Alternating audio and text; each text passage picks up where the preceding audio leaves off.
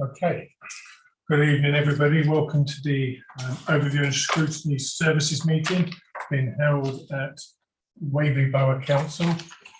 We've got quite a full agenda tonight. I'm going to be quite strict on anyone speaking, so anyone's put themselves down to the 4 minutes, 4 minutes only. And if you haven't put yourself down, but I won't allow you to speak. So I'm going to try and keep to the agenda quite strictly tonight. We are due to be here till 9 o'clock, and at 9 o'clock I will call the meeting to an end. It may be that one item we don't get time to discuss, and if that's the case, so be it. So we can crack straight on. We're ready with a pen. So apologies, perhaps so far I've got Ruth Reed and Michaela Wicks. That's correct. And we haven't got any substitutes? No we haven't.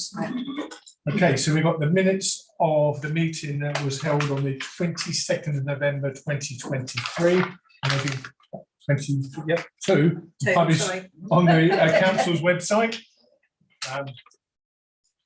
Is everybody happy with those, or have they got any amendments, alterations, or comments? No. If not, we'll take them as agreed. Thank you very much, everybody. Questions from members of the public? None. Excellent. Not that it's excellent, they haven't contributed. Questions from members? None. Good. That is excellent. That is good news. Right. So item number 6, which is the Surrey County Council Suicide Prevention Strategy, which is pages 7 to page 60. We've got Nanu online. Hopefully you can see us and hear us okay. You're very welcome, and thank you very much for coming this evening. The floor is yours. Brilliant, thank you so much. So colleagues, I'm Nanu from Surrey County Council Public Health Team. My role is I lead on suicide prevention for Surrey, and I coordinate the multi-agency suicide prevention work for Surrey. I've come today to share the work that's going on with the suicide prevention strategy, and also discuss the new ways of working with the suicide prevention protocol. So Louise, can I have the presentation, please? Yeah, I'm just pulling it up. Brilliant, thank you.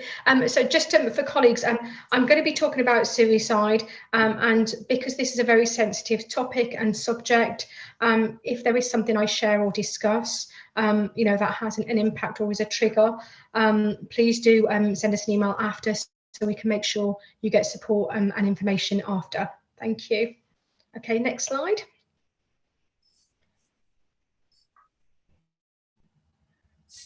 Okay, so we have approximately 92 deaths by suicide each year in Surrey. Suicide has a massive impact on families, friends, workplaces, and we know for each death by suicide, there's between 10 to 15 people who have been intimately affected. Our Surrey Suicide Prevention Strategy ended in 2022. We were waiting for the national strategy to come out. This hadn't come out yet, so we have started refreshing our strategy, and we currently have a draft that has been out for engagement, and we've had lots of feedback, and we're just working on the next version, which we hope will be the final version. Okay, we just want to highlight that because, as I said earlier, the national strategy is not out yet, and we've gone ahead and done our strategy. When the national suicide prevention strategy comes out, the new strategy comes out, we will go out for a formal consultation process. Okay. Next slide. Okay, so suicide, behind every death by suicide is a huge tragedy. There are people bereaved, and it leaves a long-term significant impact. So please, as we're looking at these, just be mindful these are real people. So the suicide rate per 100,000 population, we have a suicide rate of 10.1 per 100,000 of population. You'll see from the data, the suicide data changes by a couple every so often. 2007 to 9, we were in the recession, and our suicide rate increased by approximately 20%. So once again, if we go through financial hardships and difficulty, we are at risk that our suicide rates will increase. Okay. Next slide. For Waverley, the data changes massively for Waverley. Now, one suicide can change the rate across the population in Waverley and across population anywhere. But within Waverley, if you have a look, there's approximately 31 deaths by suicide every 2 years, so in a 2-year period.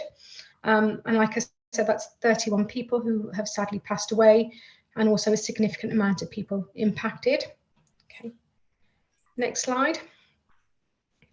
Okay, the suicide prevention strategy supports priority 2 of the Surrey Health and Wellbeing Strategy, and it's to support people's mental health and emotional well-being by preventing mental illness and promoting emotional mental well-being. Okay, next slide.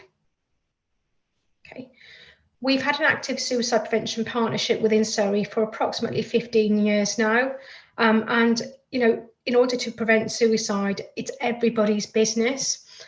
And the work that we do is across a massive partnership.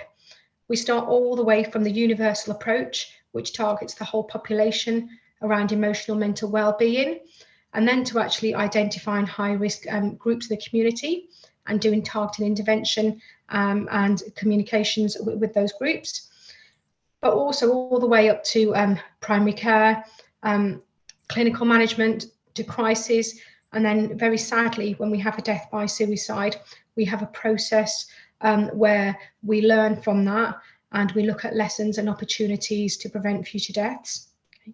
Next slide. So this is a very small snapshot of the suicide prevention work within Surrey. We have a large public mental health training package. This includes mental health first aid training and suicide prevention training. Okay. So over 2,000 mental health training places have been commissioned over the 3-year period of the last strategy. We also have a post within Surrey Police, and this post, her role is to manage the suicide real-time surveillance. So when we have a death by suspected suicide within Surrey, our colleague will report this onto a database, and then what we do is we look at this regularly, near enough on a daily basis, to look at opportunities to do really quick intervention work. We have a suicide bereavement service within Surrey. This is run by the Lucy Rayner Foundation, who was set up as a result of losing their daughter by suicide. And they have supported over 300 people within a 1-year period. Okay. Next slide. So the suicide prevention strategy, it adopts the health and wellbeing strategy, as we said earlier, but also in order to deliver suicide prevention, it's going to require a lot of civic community services and interventions, but also it's going to require a whole population-wide approach. Next slide. So this is a really key thing that we would really like to do. Within the suicide prevention strategy engagement, we shared our ambition for zero suicide, and our aim is that we should be working towards having no suicides within Surrey. And what we'd like to do is we have put together a suicide prevention protocol for Surrey, and that is based upon having 7 key ethoses that we all sign up to. We're asking every member of the Surrey Suicide Prevention Partnership to sign up to the suicide prevention protocol. And what we're asking is for suicide prevention to be embedded in wider policies across organisations and supported by senior leadership. Next slide. Okay, so these are the key areas that are in there, as I said earlier. So I'll let you read 1, 2, and 3. Okay. What we're asking is this is an all-age suicide prevention strategy, and for this to be delivered across, from birth to death, it's a long age group. Next slide. Okay, so this is really key for us, is around culture. What we'd really like to do is increase, the amount of people who have been trained in mental health awareness, suicide prevention, and trauma-informed care. We recognise it's going to be very difficult to make mental health and suicide prevention training mandatory, because not everybody wants to attend it, and there may be people whom this may be a trigger for. So what we'd really like is a process where we can get as many people to do the training as possible. Okay. We're also asking everybody signed up to the protocol to demonstrate how staff wellbeing is being supported. Next slide. If I just go on to number 6 and 7. So what we're asking for is, every organisation signed up to have really clear accountability at a strategic level. And we're asking for it to be embedded across other work streams you may have as well. Next slide. So we have 6 key priority areas for suicide prevention, and these are the same priority areas we've been working for the last couple of years. They also mirror the national suicide prevention strategy that we've been waiting for to be refreshed. Okay, next slide. Okay, so as I said earlier, suicide prevention, it's a large piece of work.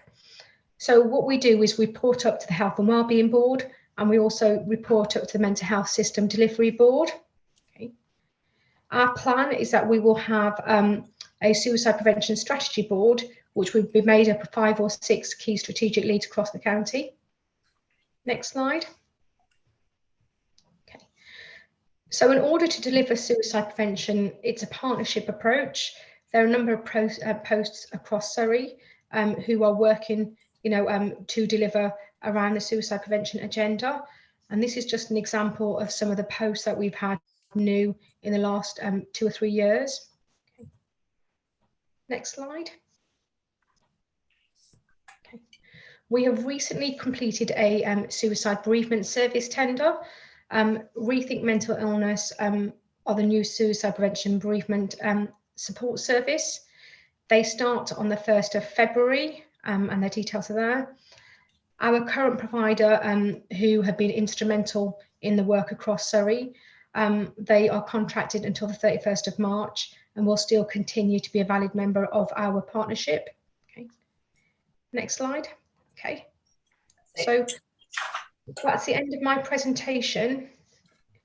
Hey, thank you very much for that. And can I just say I was absolutely delighted to see the Alison Todd suicide prevention protocol.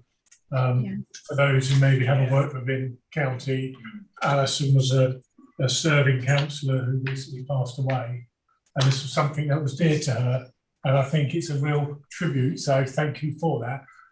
I know she would be very proud that her hard work is still being taken forward, so I think that was just a really, really nice touch, so thank you for that.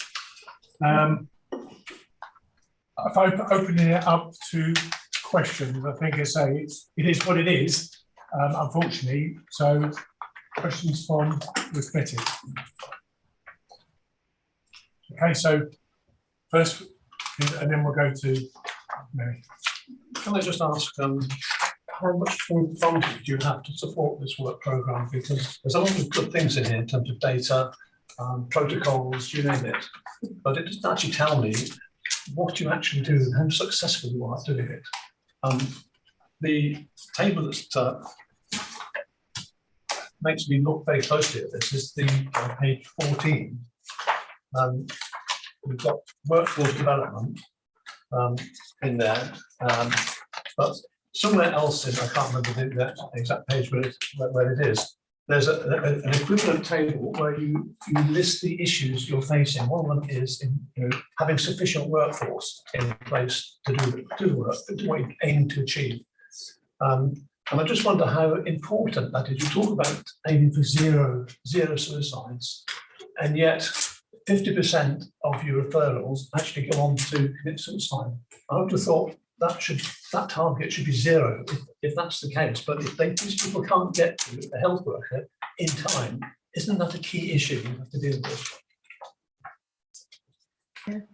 So thank you so much for that comment. So as I said earlier, so we're from Public Health team in Surrey County Council. The suicide prevention strategy is a multi-agency suicide prevention strategy. And some of these key questions we're feeding back to our mental health service providers.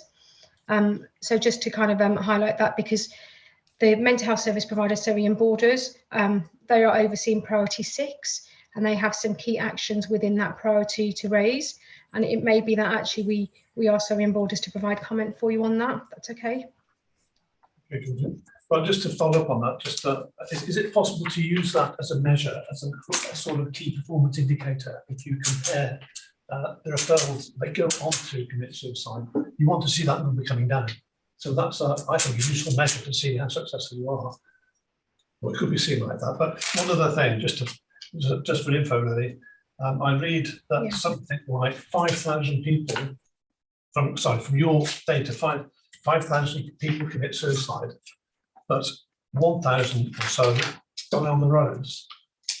Now, the money that goes into safety on the roads obviously must be hugely different, hugely more than suicide funding, if you like. And yet we're 5 times more likely to see that happening. Yeah.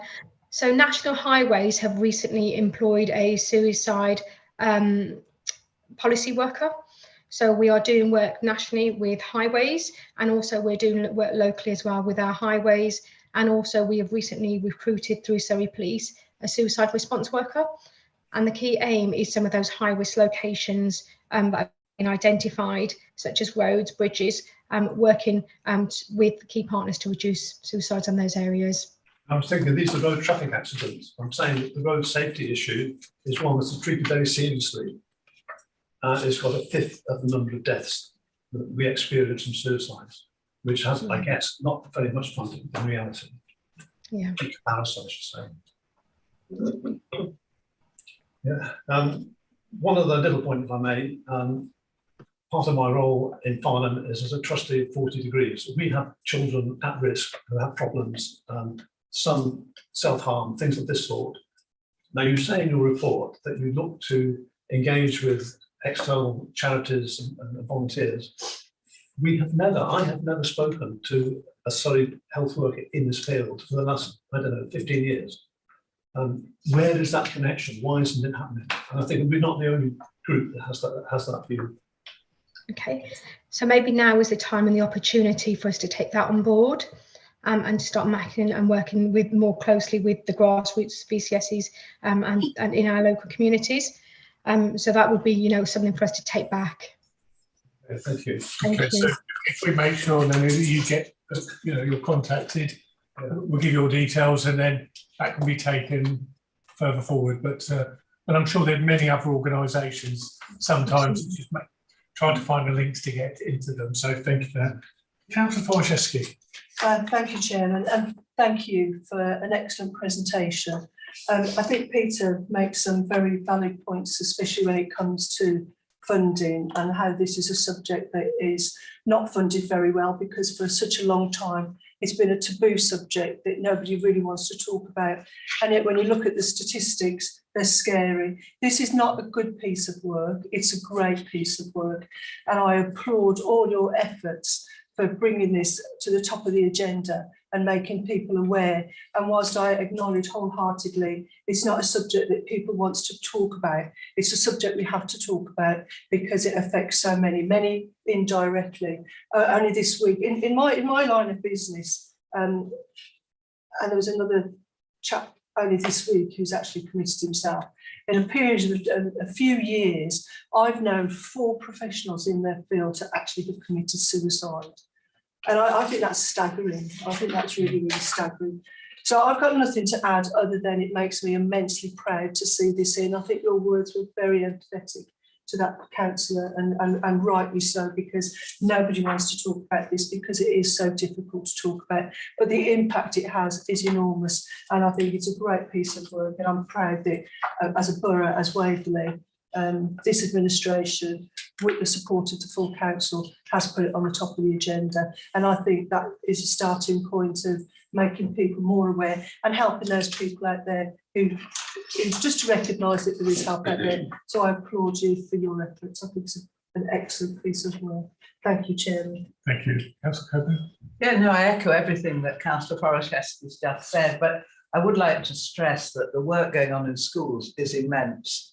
When I first started teaching, we didn't discuss mental health in any way at all. We discussed happiness and academic subjects, but over the years it has changed around completely, and there isn't a school that I've ever visited which doesn't have a really strong mental health team. It's not necessarily called that, They can have guidance, you can have all sorts of names for it. But in terms of keeping an eye on children and networking and discussing, it's changed beyond belief.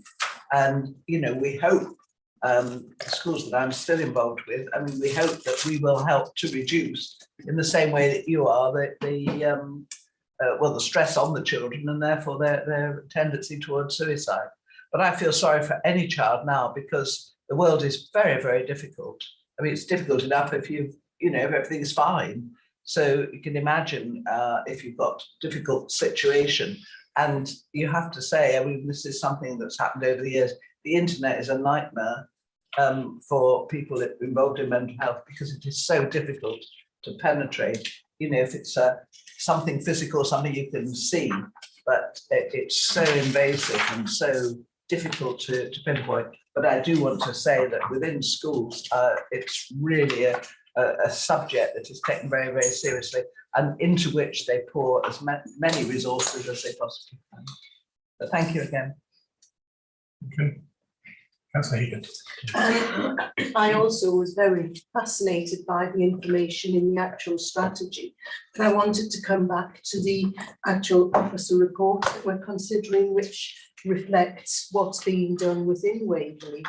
And I'm not sure what data we might have. Councillor Egan, That's the next That's one. the next item. the Waverley one is the next slide. Oh, is it? Sorry. Yes, it's- I thought the two were all.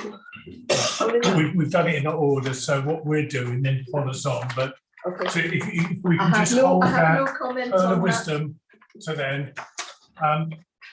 So Nanu, thank you very much for your presentation, and you'll see that our next item is talking about what Waverley's doing, and you know, two people here tonight have done a tremendous amount of work to try and mirror what you're doing, and hopefully that will be reflected. You're more than welcome to stay, especially for the second item, although I don't think it's going to be a tremendously long item. The rest of the agenda might not be quite so interesting for you. So, anybody got any other questions for Nanu before I move on? Sorry, Jen, can I just say, a couple of councillors have mentioned about funding, and Nanu mentioned Surrey and Borders. I wonder whether it would be a right thing to do from this committee to actually ask Surrey and Borders how much expenditure, how much funding there is on mental health services for Waverley. Certainly can. And I'm sure, I know in Surrey, they allocated £8 million last year, ring fenced. So, okay, thank you very much. I'm hearing murmuring from people who are not allowed to speak. So we'll move. Silence from those. Your murmurings is not quite enough, Lisa. So, okay, if we can move on then to agenda item number 7, which is the Waverley Suicide Prevention Plan, which is pages 61 to 64. Louise, if you would like to open. Thank you, and I think Katie's probably Katie Webb is on the call as well, who I'm sure may want to add to what I'm going to say. So members, you asked for an update on this. As you'll probably remember, our Waverley Suicide Prevention Plan was adopted by the Council in 2021, and that followed a tremendous amount of work that Councillor Forashewski did in her mayoral year, supporting organisations. And as we've heard, it's devastating to family, friends and work colleagues when there's a death by suicide. And now we work really hard on raising awareness and raising money for these organisations. So following that, we put together the plan, and you've asked for an update since then.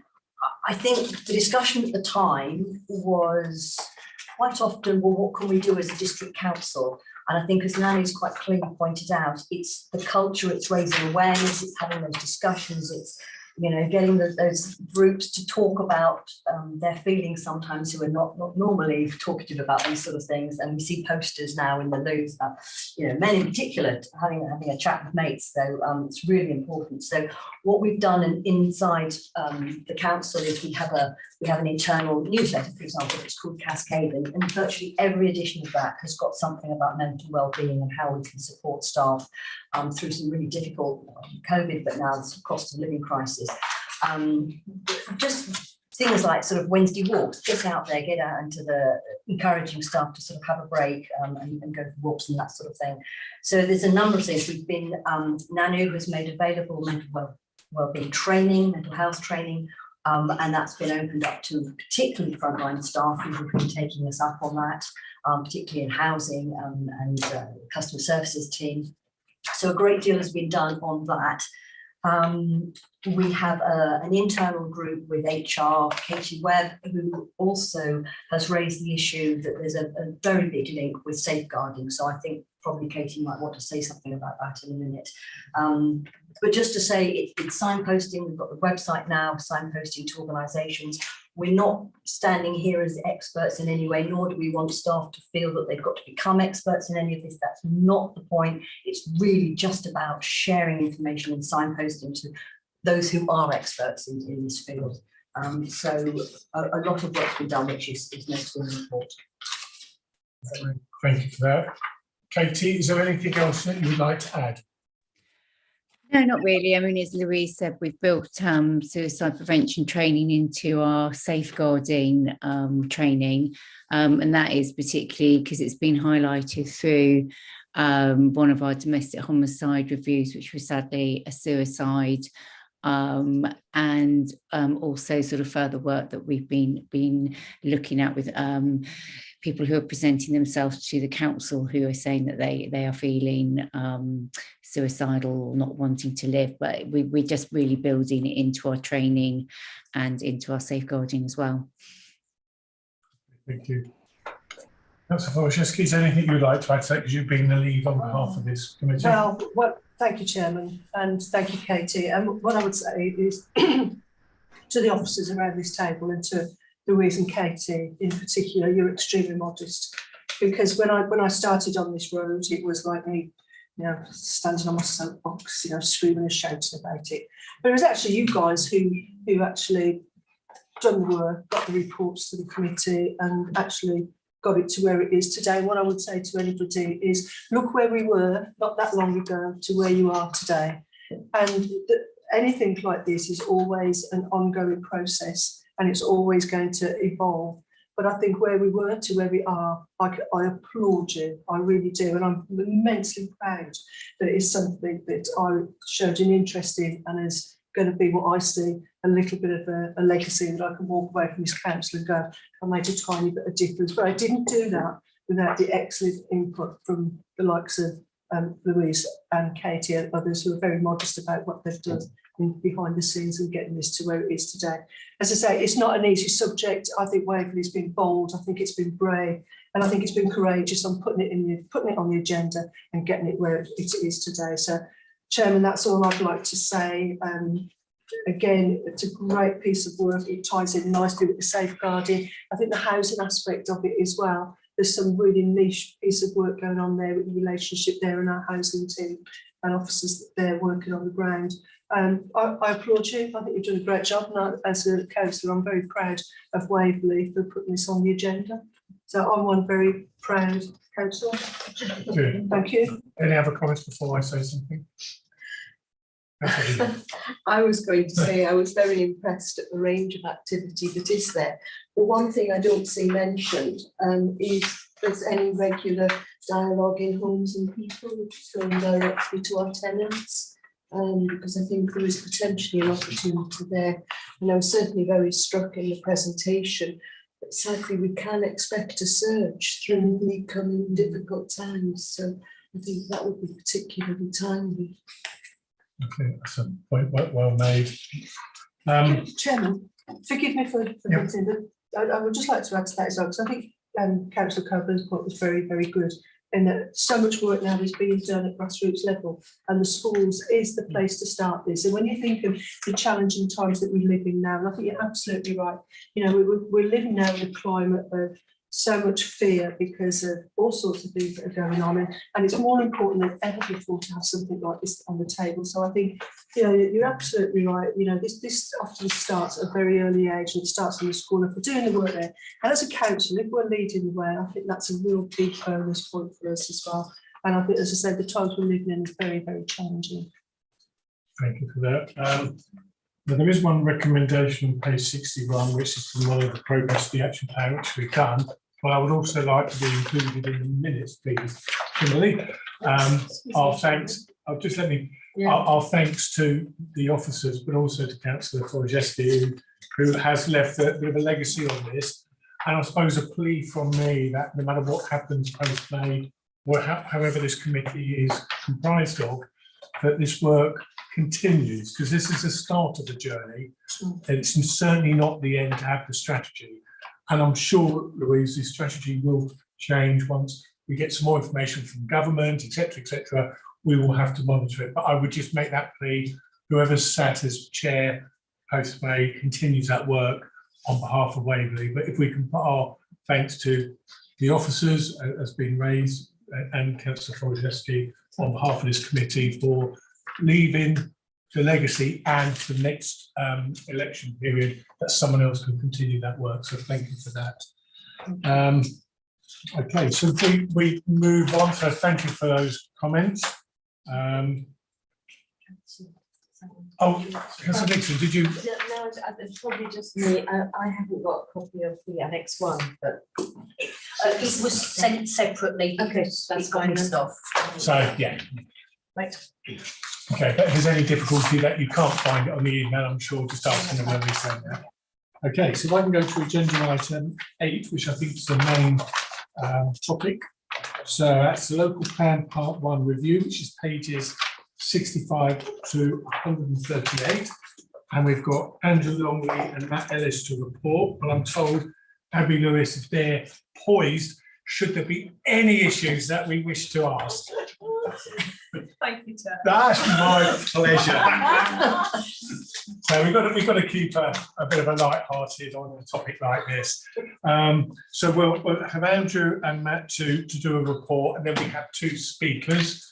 But if, we do the presentation first. So Matt, are you going to kick off, or is it going to be Andrew? It's going to be Andrew, I think. Andrew, are you there? No, it looks like he dropped out. Oh. Joining again now. See, thank goodness I introduced everybody. Well done. Oh, I was there.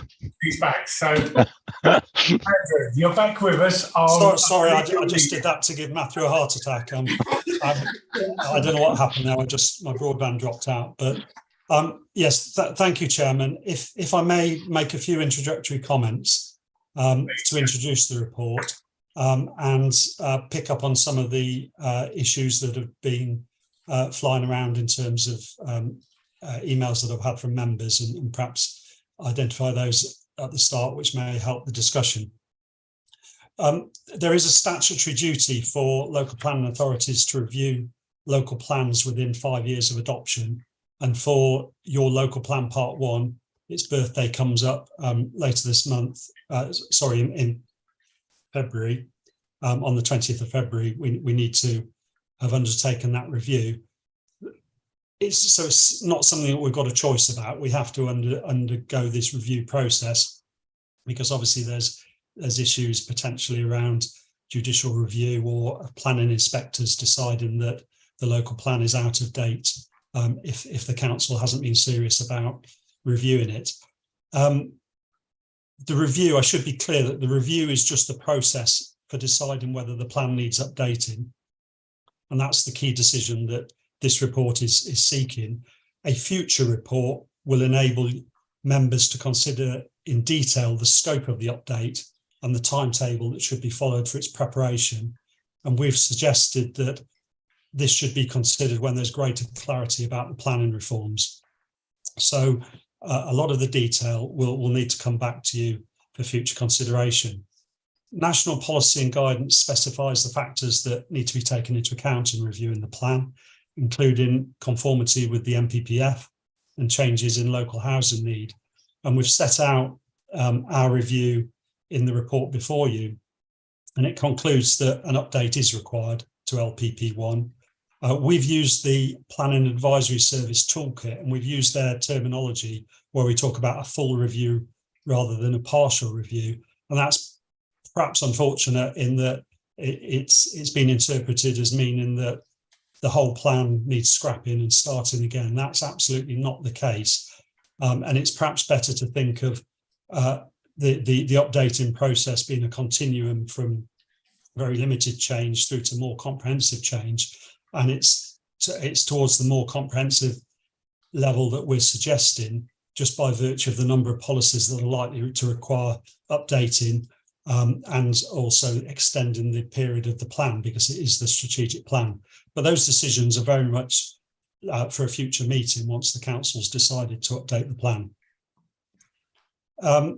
If on the other hand you decided you didn't want to update the plan, you'd need to publish reasons for reaching that conclusion based on evidence, and that's not something that we could recommend as a way forward, because it's not supported by the review findings. There will inevitably, and it's been an issue of concern for members, there will inevitably be debates at appeals over whether the local plan policies are out of date, but that's going to happen anyway once the plan gets to 5 years old. So it's not a result of you reviewing the plan, it's simply what the NPPF says about plans once they've reached 5 years old. And this isn't a new issue, because plans are always being updated. There's always a rolling programme of plan preparation. And as members will be aware, the process of preparing and adopting a new plan is likely to take several years to complete. And during that time, the current development plan, including made neighbourhood plans, it continues to be the starting point for planning decisions. And so we're being very clear at para 6.1 of the report that the plan as a whole should be considered up to date for the purposes of decision making while an update is brought forward. And at para 6.2, we quote the National Planning Policy Guidance relating to plan reviews that really emphasises that the starting point is the development plan, and that will remain the adopted development plan. And due weight should be given to the policies according to their consistency with the NPPF. It's also worth noting that the government's currently consulting on proposed planning reforms, and a very significant one for neighbourhood planning groups is that there is a proposal to extend the protection that the neighbourhood plans give against speculative development from 2 years to 5 years for those plans that actually do allocate sites for meeting the housing needs identified in the current plan. And I'm sure members will, neighbourhood planning groups and members will want to support that important change to the NPPF. So we'll be including that in our response. So, Chairman, having said that the report is primarily about whether we need to update the plan, we have in the latter stages of the report also given an indication of costs involved, which would be over a 3 or 4 year period, and we would be looking at achieving savings on those costs through joint procurement, etc. But I think it is important that something is factored into budgets, because otherwise the council's hands will be tied as to the ability to carry out this work. So that's by way of overall introduction, and you'll see the recommendations at paragraph 2.1, which we'll presumably come back to. But if I may just touch on the issue of housing requirements, because there has been a degree of concern about what it means updating the plan if we're then facing higher housing numbers. The housing requirement for your updated plan is a matter that you will need to consider in the future. But it's quite important that you understand what the implications of the NPPF are in this respect. So firstly, in terms of maintaining the 5-year housing land supply, NPPF paragraph 74 gives you no choice but to switch to local housing need calculated using the standard method once the strategic policies are more than 5 years old. The only get out is if those strategic housing policies have been reviewed and found to not require updating. But as we've set out in the report, that would require you to decide the difference between the two numbers. Local housing need 744 dwellings, local plan part 1 at 590 is not significant. But given that it's 26% difference, and given that Waverley is the least affordable place outside of London on the latest affordability figures, we just don't think that that conclusion could be justified. But ironically, the switch to using the local housing numbers, local housing need numbers, should in the short term help the council demonstrate a 5-year housing land supply. And that's because at the moment you have to show that you can meet not only the local plan numbers, but also the backlog since the plan was produced. And so that gives a number of 842 dwellings for our 5-year supply. So obviously local housing need will help in the short term before a backlog builds up. For plan making, local housing need is the starting point for considering housing requirements. And there's very little scope to come up with a different formula, no matter how much we disagree with the standard method. But the important thing with the planning reforms is the stress that they put on local housing need being an advisory starting point, and that as an authority, you will have greater license to take account of physical and policy constraints, including Greenbelt, in deciding how much housing can be accommodated. And that's why at paragraph 5.10, we say that it will be quite wrong to assume at this stage that the number in the local plan part 1 is wrong, or that the current spatial strategy is no longer appropriate. Those are matters that you'll come back to. So I hope that's useful in explaining how you're currently impacted by the NPPF provisions, and that's not affected by a decision on whether to update your plan, given that we can't reasonably conclude that the housing requirements don't need updating in themselves. Hope that's helped. I'm sorry it was a bit of a lengthy introduction, but it may help with subsequent questions.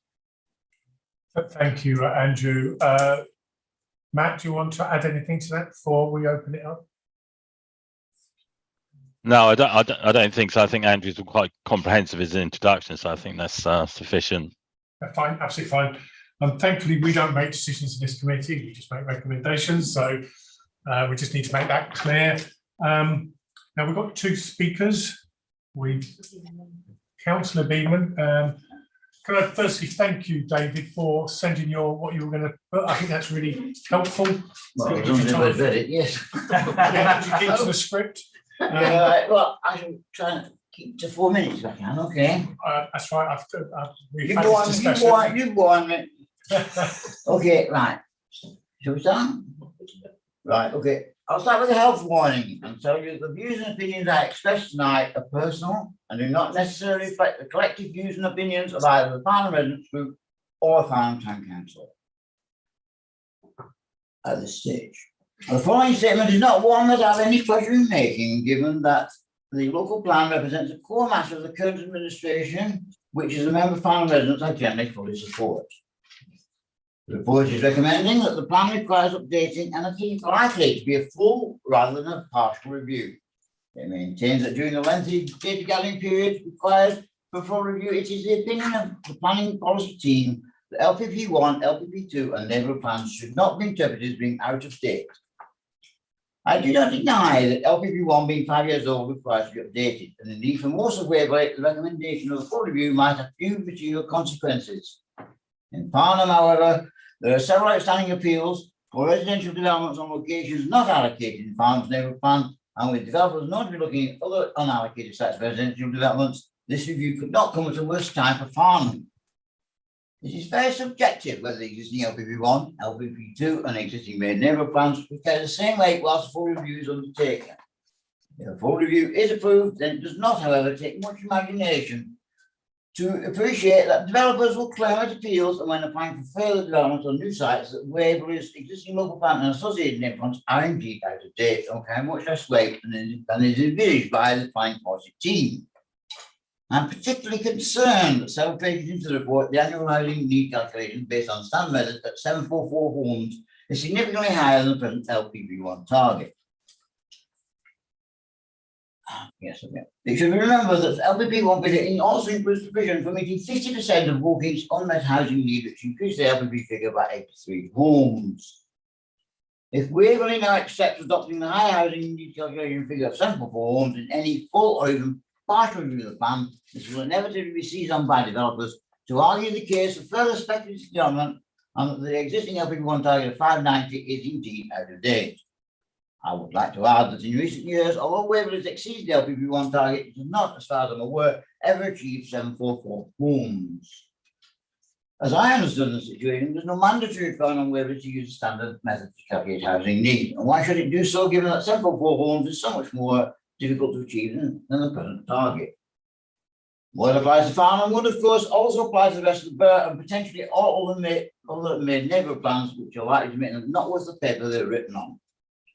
I do, however, recognise that I'm a Waverley Borough Council need to act in the overall interest of the borough and not just in the interest of Farnham, where there's going to be so much uncertainty surrounding proposed changes to national planning legislation and guidelines. In my opinion, it would seem more prudent to go for partial and minimal route updating of LPB1, if indeed any changes are required at all. However imperfect this might be, at least Waverley has a made local plan, and it seems short-sighted to potentially throw away this position. With an indicative cost of £850,000 to take a full review. Why make a commitment to spend so much money with so much uncertainty over developing legislation and guidelines, especially against the background of a general election within the next 2 years that might result in some further change to national planning legislation and guidelines? At a time when Waverley Borough Council is facing a difficult financial position to allocate £850,000 to a lengthy data gathering exercise to take a full review of LPB1 against the background of still undecided changes is not, in my opinion, in the overall best interest of Waverley as a whole. If there are any spare financial resources available, it would be far better to spend on ensuring that Waverley is able to meet the time targets between minor planning applications, which all members are aware Waverley recently been advised that is failing to achieve. For these reasons, as a Waverley Borough Council, and in particular as a council representing Farnham, I'm afraid that I will not be able to support the proposed full review of LPB1 should it be recommended for approval at the full council meeting that is being held on the 20th of February. Thank you for the time you have kindly provided me to listen to this officer's services overview. I hope that was within 4 minutes. You're just about on time, so well done, David. 15 seconds over. Well, we'll give you that. Can we take 15 seconds off the next? Oh, we will do.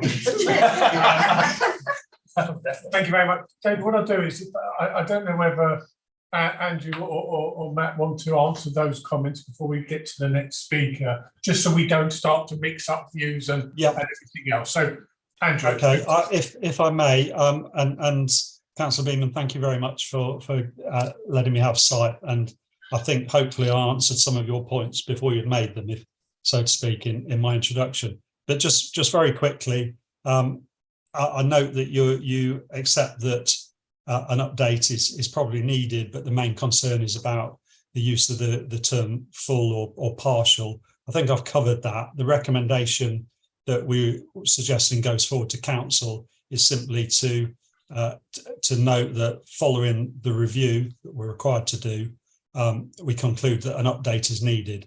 And then clearly it's the next stage is considering in detail the exact extent of that, and then we can have the debate about how significant or minor the updating should be.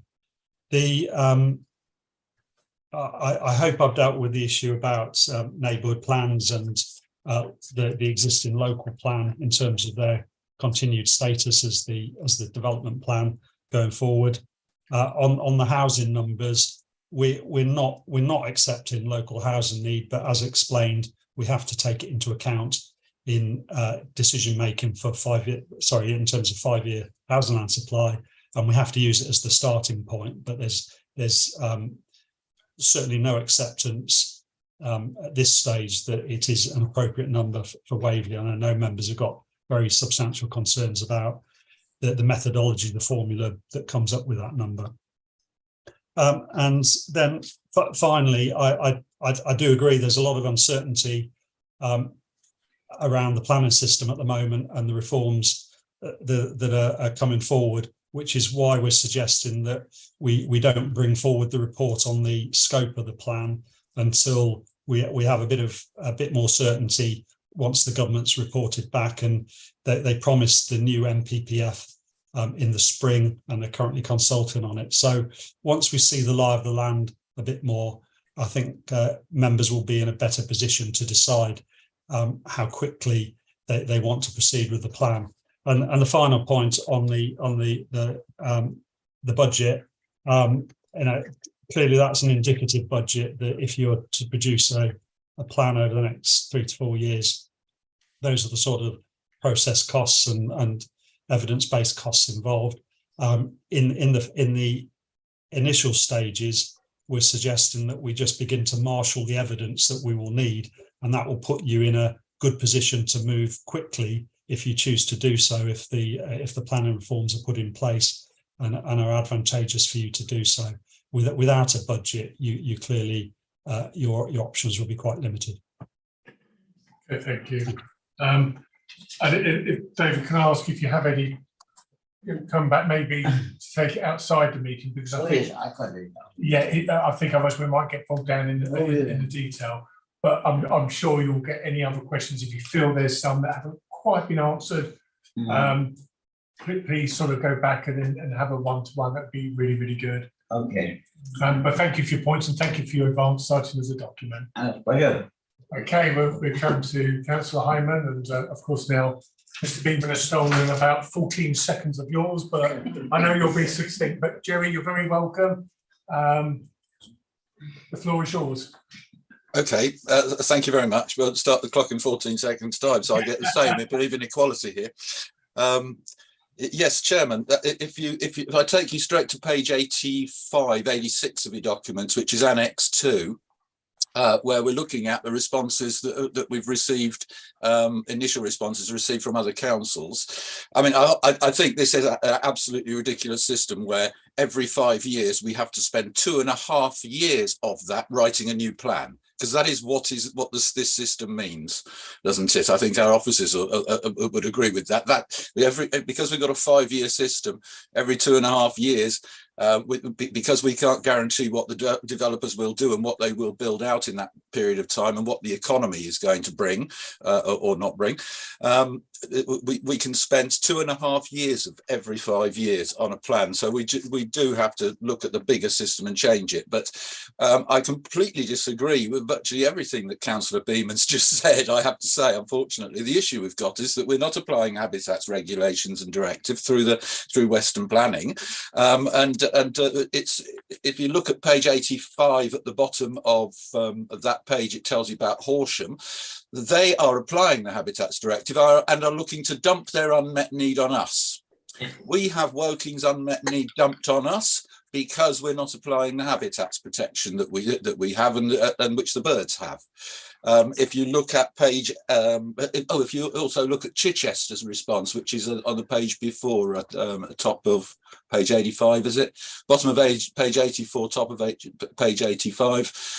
Chichester are also looking to ask us to take some of their unmet need. This is ridiculous. We have protection, and if you look at old policy NRM6, you must steer development away from areas which have protection in habitats. And what we're doing is inviting it by not complying with the legislation. We know for a fact we're not complying with the legislation, Chairman, because you can see Natural England's response, which is page 83, a couple of pages previously. They say we need a strategic approach in respect of the Wealden Heaths. That is because we need to consider and mitigate the in combination effect. So that's why we need a strategic approach, because of the in combination effect, which is the problem, in order to comply with the law. So this is about compliance. We need a strategic approach, and of course we need that now. It's not just a matter of when we're putting this plan through. We've needed this for the past 15 years or more since the habitats laws have been there. The council has, as the 2018 People Over Wind judgment told us, all people taking the approach that this council and Natural England have taken of evading any assessment of mitigation, it's not complying with the law. We've got to stop breaking the law, and we've got to do that immediately. There's a number of references you'll see throughout this document in respect of environmental law and compliance and the constraints of habitats. Are we going to be ignoring that again, as we did through LPP1, LPP2? You know, this is a serious issue. The issue for this committee is, are we going to give us the protection we need from the standard method new calculations by obeying the law like others are? Are we going to take the unmet need of people who are complying with the law because we don't want to? And it really is ridiculous. The issues are, well, the questions are, do we have a strategic approach to be compliant for the Weldon Heaths? And the answer, of course, is no. This document confirms it. And so whatever anybody wants to say, we are not compliant because we don't have a strategic approach. We're not complying with the law at the moment in granting consents around the Weldon Heaths. Do we have any evidence of the effectiveness of farmers' mitigation? No, Thank you. he's got 5 seconds. Well, so do we have evidence of the effectiveness of mitigation at Farm and Plot? No, we don't. Therefore, is there any reason, if I may, Chairman, thank you, is there any reason why we should not now insist on compliance? I can understand why people who don't want to obey the law. Okay. To be fair to Jerry, I gave 4 minutes and 15 seconds because that's what I gave Councillor Beeman, and therefore it was right to give the same amount of time to show that I was being fair, Councillor Hyman. Now, the debate we've got here tonight isn't going into the details of what should and what shouldn't and which policies we're going to be changing and what policies aren't we considering. This is about, should we do the review as required? That is what our role is tonight. Jerry, there will be lots of other opportunities. Oh, he's gone. Lots of other opportunities to raise that in meetings, but we have a very specific role with recommendations. So we have a legal duty to comply with the law that overrides. Right. So those discussions you've had, I will leave that to the executive and the full council, where that can be raised within the 4 minutes or 6 minutes, whatever time for that discussion. So, Matthew or Andrew, is there anything you want to say in response to that question? Bear in mind what are recommendations and what we've been asked to look at. I don't think there's anything in addition to say to that. In terms of, as I said, this is obviously a decision being put forward to, to consider review of the plan rather than, as you say, the content, which will come later. As I say, the points that Councillor Hyman makes are good ones with regard to evidence gathering and discussions with neighbouring authorities about their unmet need. But again, as I say, that will be a discussion later. Although in terms of the review, we did speak to our neighbouring authorities, because that is the advice that we were given in undertaking to review, to ascertain what the issues they thought we needed to consider. Okay, and I do think we're going to be focused. Others will be here till tomorrow morning discussing the content of what should be reviewed. This is the generic, should we be reviewing local plan part 1, yes or no, to comply with the law. And I think if we keep to the recommendations and the content, which is the recommendations page 66, I think it'll help us focus. I know Councillor Hyman won't be happy with me, but I can't afford to let the conversation wander off into something that we're not making a decision. So from the committee, so I've got, I think it was Councillor Hegan first, Councillor Dixon, and then Councillor Munro. Councillor Coburn, in that order, please. Thank you, Chair, and I will stick to the 3 recommendations we have in front of us. On part 1, I think it's straightforward. We have to do what we're being recommended to do in terms of commencing a review. I think the risks of not doing so make any other decision illogical. But I have a unique opportunity to say I was at the Resources ONS last night where we considered the budget, and there is £850,000 in the medium-term financial plan to meet the 850,000 that's in the report in front of us here. But I am concerned about the timing, and I think the executive should look sooner rather than later for an alignment of the expenditure that is envisaged to do what needs to be done and the monies that are put aside for it, because I find 850,000 an absolutely scary number. But it's primarily to assemble evidence, and I'm very conscious, although I missed the briefing, I did spend an hour or so today listening to it online, and it came across very strongly that one of the decisions we have is whether we put ourselves in a position to take advantage of the existing regime for a review if we decide that's what we need, for which there's a very firm deadline of June 2025, which seems to be a long way away, but the way these things go, it probably isn't. And I've been used in life to seeing Gantt plans, which actually map out the specific steps that would need to go through. And I think there might be some merit alongside the recommendation in working backwards from that June 2025 date, that if we want to go that way, what we would need to achieve, what evidence we would need, so that in delaying assembling the evidence to see if we like the look of the new regulations, we don't miss the boat on the existing regime. Because I don't want to see us spend a penny more than we need to, sooner than we need to, but I don't want to put ourselves in a position, having not spent the evidence, we've lost an opportunity.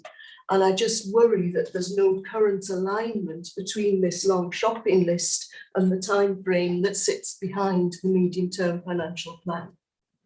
Okay, that's very useful. So maybe from the point you've made there, we should be adding a fourth recommendation that updates are provided to the overview and scrutiny about progress and financial spend on a regular basis. Or perhaps just change it that you're almost in bringing these two pieces of work forward, because they'll be coming to council at the same time, that there's evidence of an alignment between the budget and this shopping list. Because I think, if we're going to do the budget for 2023-24 seriously, that has to be part of it. And I think it's a little bit too ad hoc at the moment. Okay, we can add that in, but I think it's good because obviously we scrutinise before we go to the executive and council, so hopefully it irons out any issues or concerns. So if we can add that as a fourth, if everybody's happy, I think that would be really useful, whoever and wherever that sits. So we just say an overview and scrutiny and take it from there. Oh, happy. So I was just going to say, I think that's a really fair comment, and yeah, you're totally right. The 850,000 is in as a kind of lump at the moment. I think what we need to do is kind of the next step, once we've kind of got a decision from councillors, to map out what that programme looks like over the next couple of years and how that spend aligns over the course of those 2 years, so we can kind of cash that in amongst the rest of the budget. So I think we'll absolutely take that forward. And this is probably all scrutiny is a good place for it to be discussed and agreed. I know the leader probably won't agree with that, but we're putting that as a recommendation. It will be discussed many places. And it will be discussed here. Councillor Dixon, I think you were next. I'm finding this very difficult. But there's two things that I've got questions about. Is that Andrew Langley, he said that, okay, he seemed to say, okay, well, we're going to agree there's going to be a review, but we think there's going to be some government changes. So we're going to agree to review it, and then we're going to wait a bit of time, and then we're going to do a scoping thing. And then eventually we might get started, and hopefully the government changes will come in somewhere along the line, so that we can streamline it with the new government changes. So if we agree tonight to review, there's then going to be a delay, and there's a deliberate delay, because we recognise that we're not quite sure what the government changes are, and we don't want to make a mistake of starting off and going in the wrong direction. Now then we've got the point that Councillor Beeman said was that, Farnham is in a very perilous state. We're suffering extremely badly. And the reason why we suffer more than anyone else is that none of the fields around Farnham are greenbelt. There's quite a few of them around some of the other towns are greenbelts. So therefore, we've got lesser levels of protection. And we get all these predatory developers who, the minute the houses haven't been built on Dunsmore Park, come and build them in Farnham. And I recently heard that there are no more secondary school places in Farnham as of this year. And those schools are going to be, additional schools are going to be built. And children from Farnham will be spreading out to other counties to get their education. And, ditto, I don't even need to talk about all the other services.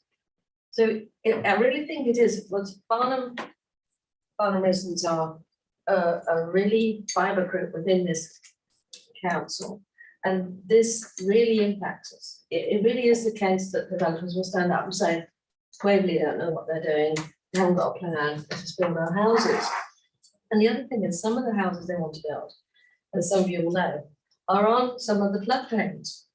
There's 3 fields which regularly flood and at the bottom of the hill.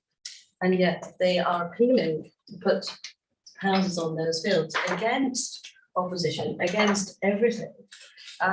So I really think if actually what Andrew is saying, sorry, Mr. Longley is saying is, let's delay because we don't know what the government's going to say. So you say your review tonight, but then we'll scope it sometime down the lane. And we've got elections coming up as well. So we're going to go into purdah at some point and stop working altogether. Can we not just say, no, let's not review because we haven't got enough. We know government changes are coming. We know the elections are coming. And can we not just wait until the government information comes through? Because actually we want to support the people of Farnham as they put through these appeals for these egregious developments that should not be coming through at all. And then the final thing is, do we know what's going to happen on Dunsmore Park? I mean, this key allocation is so horrendous. The impact on all of us is so terrible. Have we got any ideas what's happening there? Thank you. I can assure you the impact on my area is greatest because it sits in my area. Right, let's just go to a couple of points you've made. So our recommendation is about reviewing. We're not giving timetables from this committee. It is that we feel it should be reviewed because that's the statutory requirement we've got. If we do not do that, we have all sorts of issues and all our plans and everything. Now, you can only do a review for the information with the legislation and the planning policy that you've got in hand at the time. I didn't hear anything that said that we're going to wait 2 or 3 years to see whether, because just say another government comes in, who knows, they might just say, well, actually, as a too difficult box, we'll just keep everything it is for a couple of years. We cannot kick this into the long grass. I don't mean the general election, I mean the local election, every 3 months' time. But the officers and the officers, don't stop work doing purdah. Okay, purdah is about people standing for election and what they can and can't say. So the council work does not stop. Once they've had it goes through us, through the executive and through council, and it's all agreed, the work will carry on. It will make no difference who gets elected in May. The requirements are still the same. So I didn't hear anything from Andrew that gave me a concern of, it's being kicked in the long grass or it should be kicked in the long grass. We have a statutory responsibility. And if we don't, we will pay the price. And I hear your points about Farnham, but we have to consider Waverley. We're here to represent Waverley. I've probably got the biggest gripe because of the percentage increase I've had in my area. It outstrips everybody. Or Cranley and Allfold outstrips everybody. I've got over 100% increase. It is what it is though. And this will help the process by having up-to-date policies. So I think we've got to go to when we go to the recommendations, it's about, do we agree with the recommendation that we should be reviewing? Well, if we don't, I'll tell you what, any developer, and I know they have done this, will say, I want all the minutes from the executive to see when it's been discussed and what progress has been made.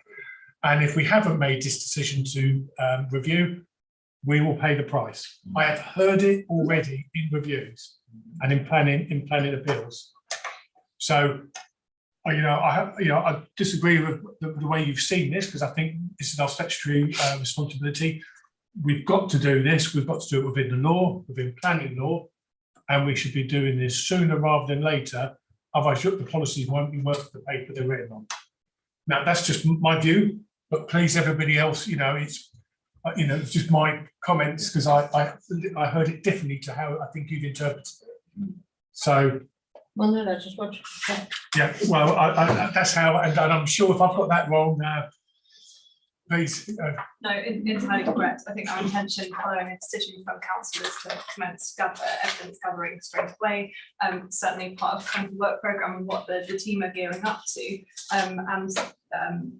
It's absolutely our intention not to delay at all. I think just a reference to the kind of ongoing changes and discussions around the NPPF and levelling up agenda and such not. I think that's for us to be sufficiently agile, working with the political team here to kind of be able to respond to that as and when those issues arise. There'll always be changes. There will always Over be 4 year period, no matter who's in leads this, Waverley, or who leads in government, there will always be change. It's the only thing you can be sure it's not going to be the same. And just to kind of clarify, we're, as you quite rightly pointed out, officers' work carries on as per usual, kind of over the pre-election period, so there won't be any issue. Okay, thank you for that.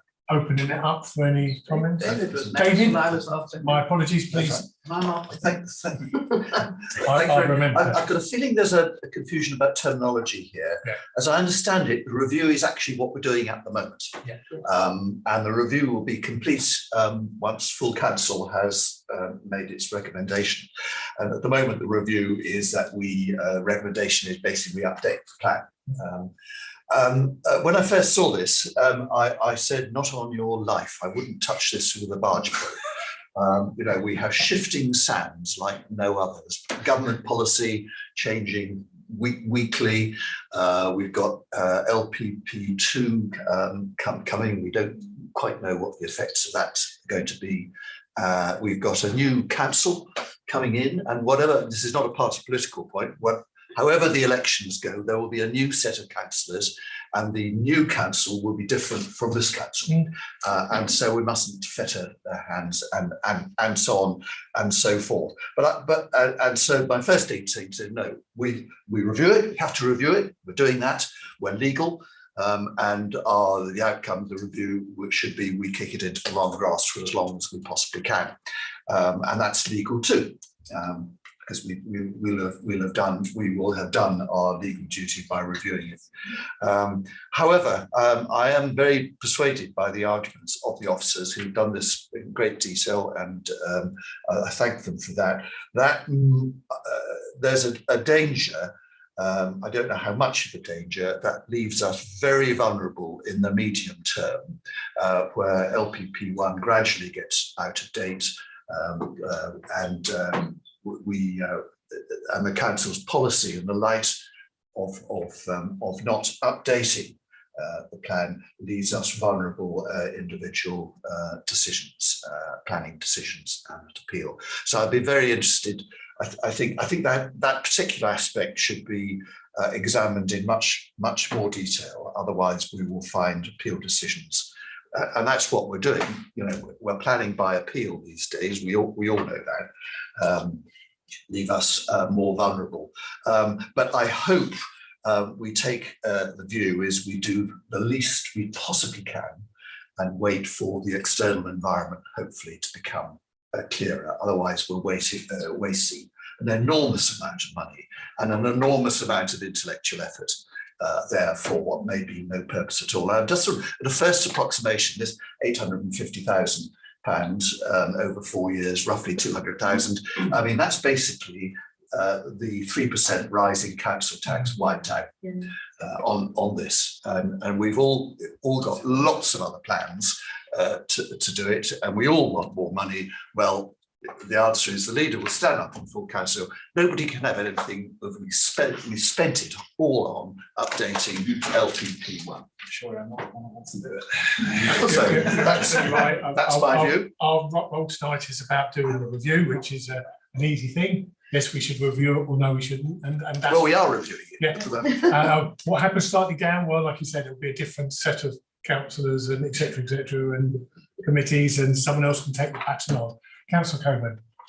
Thank you. I basically agree mostly with David, Councillor Beeman, and I'm not sure, actually. I started off completely disagreeing with you, and I think I agree with you in the end. So I cannot believe we have sat in this council chamber for 5 years without an updated local plan. The only thing that has kept Farnham remotely safe is the fact that paragraph 14 gave FMP 2 years grace. And as soon as that went, in came all the speculative applications. Nothing we could do. Councillor Dixon is mainly right. We've got countryside beyond the green belt. We have very little green belt. We're doing some. And just like Orfold, just like Cranley, we're just under constant threat. So suddenly we have got the chance of a full local plan. I can't believe it. You know, in the day that we get local plan part 2, and believe you me, the champagne is on ice. The day that we get local plan part 2, we decide to tear up local plan part 1. And yes, I will use emotive language because I am, excuse me, I am talking at my committee. Yeah. Please, it's not interrupted. There are members who are allowed to speak. But please keep your views yourself. Right. Coburn. What annoys me about this report is not that we have to do a review. Everyone knows we have to do a review. That's not the choice we're being given. And the inference here, right from the start, it's got to be a root and branch review. Yeah. And that's where I take issue, because I don't think for 1 minute that that's what the message we want to send out to developers and our residents. Yes. Excuse me. Can we, sorry. Excuse me. So what I would like to, so my problem with this is that I don't know what I'm agreeing to, because I'm frightened that this terminology, as Councillor Munro said, full, partial, nobody sort of said minimal, lightweight. It's very much focused on full or partial. And, quite what the difference is between those two, I don't know. All I know is that certain places like Reigate and Banstead did the minimum and it was legally compliant. And what they said, and this is what I think Waverley should be saying, our basic strategy is fine.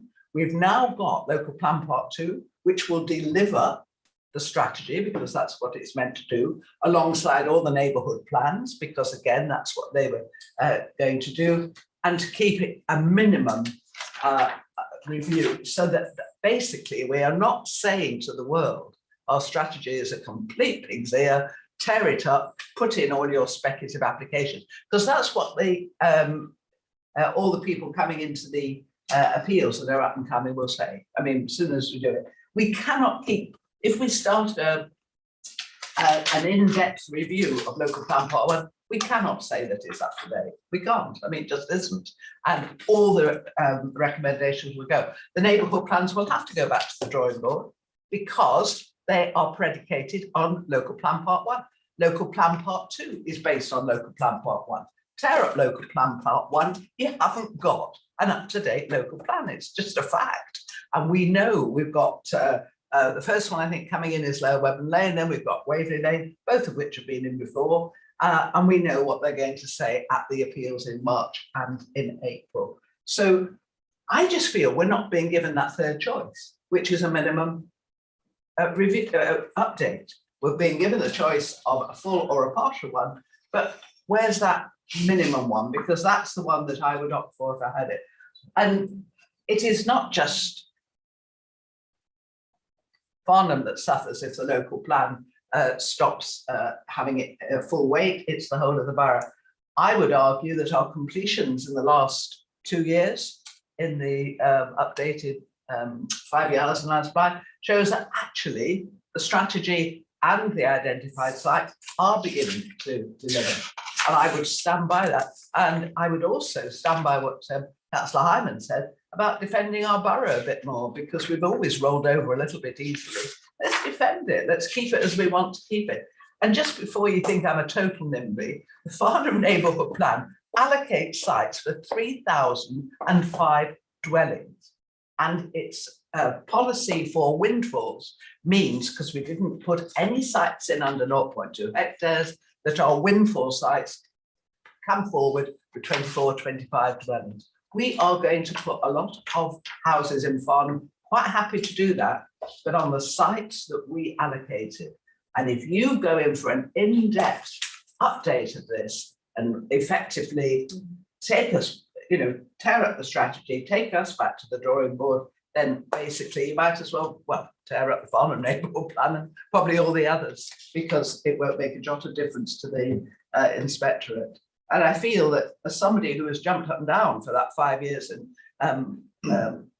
paragraph 14, and I literally been hammered on every single Secretary of State's door to get it, we have got the 5 years. It means nothing if we don't have an up-to-date local plan.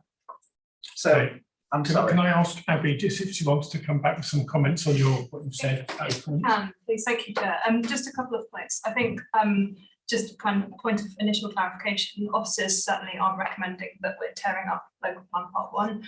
We are carrying out what's our statutory responsibility to carry out this review with members and then consider whether an update's required or not. I think the critical point, which Andrew covered in his introduction, is that this needs to be informed by evidence, and that there's a sliding continuum around what extent the update actually takes, and that will need to be informed by evidence. And I think Andrew's given some context previously around how the existing policy that's currently in place plays out over that update period. And I don't know if he wants to add anything on that point, but I think certainly our view is that it's not opening the floodgates to development coming in, that there is still backed by that existing policy. Andrew, I don't know if you're there. If Chairman, if I may, just add to what Abby's saying. We're certainly. I've tried to explain the terminology around full or partial. Certainly happy to look at how we reinforce the message in the report that the current plan is a robust and up-to-date plan for decision making going forward, whilst an update is brought forward. I think that's already in there, but if there's any confusion around that, and we can also clarify the issue around the scope of the update being very much a matter for members to determine in terms of the work going forward. But at this stage, the legal requirement is you have to review it. The conclusion is an update, and I think most members who've spoken this evening have acknowledged that an update of some form is required. Exactly what form that takes is the next step, and we'll be delighted to engage with members again in looking at the options for how minimal or how significant the plan is. I think in many respects, the changes could just be tweaks to existing policies. In others, around climate change, around borough-wide design codes, there are some more significant moves that we need to be making, but that is very much for a future meeting. I think, Chairman, that's really all I would say. I think the important thing is that you do decide to undertake an update, because deciding not to is not going to protect you in any shape or form from the pressures that you're worrying about. And I personally think that inspectors that see an authority that's proactive in keeping its plan up to date are going to be more sympathetic to the arguments you put forward than one that tries to ignore the need for an update. Thank you. Very much. Before I've got a couple of speakers, but just want to ask a question, and whether it's Andrew or Abby. So the recommendation today is about whether a review should be taken or not. I suppose it's what is the process afterwards, where the type of review, whether it's a full, minimal, or what is that process, and will that come back here or to an overview and scrutiny, then to executive, then council. I wasn't 100% sure what the process is after this decision. That could alter a recommendation that we add to our list. Chairman, I mean, I'm still learning the way that you make decisions at Waverley, but I think this committee is extremely useful, and the debate you've had this evening has been really helpful in giving things a thorough airing and a testing. So I think it would certainly be appropriate that members get the opportunity to input at that sort of level, but I'm in the hands of the council on that. Okay, thank you for that. So I think, before I forget then, so it looks like, although we've got a couple of people still to speak, I will come to you. So the concerns coming so far is we accept that we have the responsibility or the legal responsibility to review, but we don't know what happens after that. So we really need a recommendation that sort of says, once we've moved on from the agreement that it needs to be reviewed, that recommendations and considerations must come back to a overview and scrutiny prior to taking its route through executive and council, because I absolutely agree with your concerns, but it's looking at something we don't know what the impact is. It going to be lots of reviews, and if they are, what's the impact, or is it going to be fairly minor? If it's minor, but I think it should come back here as an additional recommendation that there is a discussion to confirm what type of review happens, which then gets recommended to the... Point of order here, I'm sorry, but you keep talking about reviews, but my understanding is it's an update. It's an update. Okay, it's terminology. It's their terminology. Yeah, I'm trying to. So, are we updating the review or reviewing the update? So that's the issue.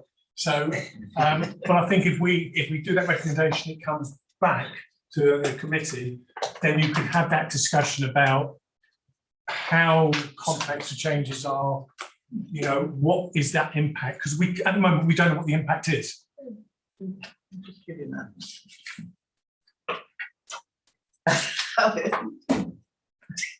Sorry. I mean, this is the point I was trying to make. Yeah, because under point 8.2, it says it's like this will need to be a full rather than a partial review. Yes, that's right. Yeah. So I think, and that's what it says, actually review. So I think we need to say that before any decision is made about what type of review stroke update, depending on which terminology you use, it will go back to an overview and scrutiny for further discussion to put recommendations then to the executive and to the council. And being as generous as I am, leader, I will let you speak. I'll be very quick, and thank you for allowing me to do so. In terms of the bit that I think you're asking for is the ability to input into the scope of that update, which my assumption would be something that you would get. Section 13 of this report obviously only deals with the governance journey for this section, i.e. the review, but it is absolutely my understanding, and I would certainly welcome a recommendation that made that very clear, and the executive will accept such a recommendation, that the scoping has input from this committee. That would be our intention, and certainly if you want to put that in a recommendation, I will certainly accept that. Everybody from the committee happy that we have that? Yes. Good, so we'll have that now. Now I know we've got two speakers. Councillor Higgin, I'm sorry that you've had the right. No, it was Councillor Darcy first, but my point was a very simple one, and you almost touched on it. Can we minute that, with regret to the officers, I think H2 is superfluous. I don't think it's necessary for the purpose of these conclusions, because it's predisposing us towards a particular line before we have the evidence. And I think that as this document is in the public domain, I would like to ask that we note that in the minutes quite forcibly. Without any disrespect to the officer. Request its removal. Can we remove it? You can request its removal. Well, I think I was just going to say, as a recommendation, that we request that. I mean, I found removed as it's a supposition almost. Okay, so we'll have that as the fifth recommendation. Sixth, we're doing well. We've added 3. Good. Well, that's our role. And it's also in paragraph 1.2 as well. in the second line, it says it is likely to be a full rather than a partial update. Actually, yeah, it does say that. But Okay, so if we change the recommendation to any mention of the full or partial is removed. Disposition as to the scope of the update. Is Yes. removed. So we'll do a cover all recommendation, Sally, so thank you. Sorry. No, that's good. No. For the rest. That's good. There might be more. We're doing the whole document, it must We be do a removed. generic. It must be removed from the document. Yeah, because Okay. we're not saying they want to do a full. No, that's fine, thank you for that. Councillor Darcy, Martin, thank you for waiting. I've been a bit confused by this review versus update. I think we all are. Because when I read this, it says, the title is Review of Local Plan Part 1. So I assumed that this document was the review. And it says, this report undertakes this review. So that also led me to believe that this is in fact the review of whether we need to do an update. Is that So correct? it is. Yeah? So That's yes, okay. that's correct. Okay, that's good, because at least that clears that up. So what we're talking about, because we've done the review, yeah, what's the conclusion? Should we do an update on it? That's what we're talking about, is that right? And how heavy that update is going to be. Yeah, so then my question about that is the 850,000 purely to cover the preparatory work to see whether we need to do a big update or a little update? Or is it the whole caboodle? It sounds, yeah, if the council was minded to carry out a full update, it would cover the extent of that insofar as we're trying to be prudent in our financial planning. So having spent that money, at the end of it, we'd have the update. You would have a full. Whole Yeah, update. whatever it was, chapter we'd have of the the- whole thing. Okay, that's good. I think I understand it a bit now. So we're here to basically put forward an approval that this review has happened, that we need to do an update. Yeah, we'll put in a recommendation that we should be compliant with the law. And that Well, the legislation, yeah. we're going to do a scoping exercise to see how much of an update it should be. And then we want that then to come back here, that we can then discuss and look at the risks, and look at all those issues that Carol's mentioned and everybody else and Sally, to look at the risks and everything else. And then from that, I make recommendations then back to the executive stroke council, who will then make a decision whether they accept what we say, ignore what we say, or do something totally different.